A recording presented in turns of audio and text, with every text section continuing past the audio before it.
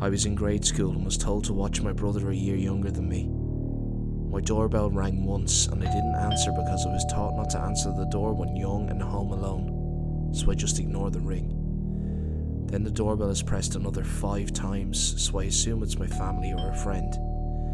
I go into my dining room and peer through the window. A man in a trench coat with a hat is walking away from my home and starts pacing in my driveway. I freak out and check that my back door is locked and get my brother to do the garage and the front door. The man comes back as my brother is sitting underneath the door, as the man is now not only knocking and ringing the doorbell, but also trying to turn the doorknob. After a few minutes, he goes onto the road and reverses in his kidnapper car down my street. Still wondering what would have happened if he turned the knob his first visit to my door.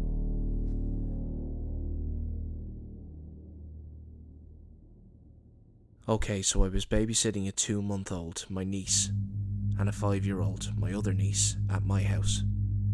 The 5-year-old was sleeping in my mom's room right across from the baby's room. I was lying in bed in the baby's room, and it's like midnight. All of a sudden, my 5-year-old niece starts screaming from across the hall.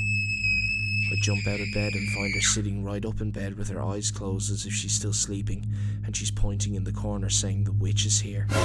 The witch is here." I lay her back down and she lays down as if nothing had happened. When I walk back into the baby's room, she's sitting up and playing patty cake and looking up at the corner in the ceiling. How does a 2-month-old baby know how to play patty cake? I've no flippin' idea. Freaked me out.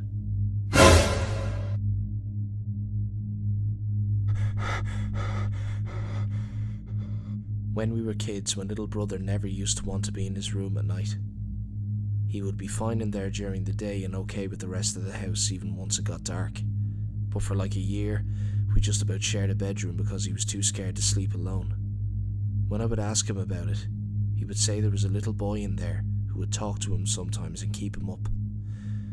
He said the boy liked his toys and always wanted to play with them. Once we were in high school, our parents told us his room used to be a boy's room who died in the bathtub. They didn't ever tell us because they didn't want us to freak out.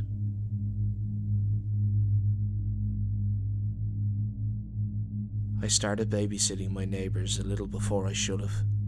I was 9 years old, I think, and I had just put the 2 girls to bed. I went downstairs and turned on the TV. Almost immediately I heard one of the girls crying, run to the bathroom and slam the door. But this wasn't like them. I went back upstairs and tried to enter the bathroom, but the door was locked and the little girl wouldn't respond, just cry. I decided to check on the second sister.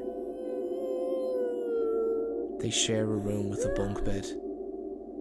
Both of them were sound asleep, but I could still hear the hysterical crying.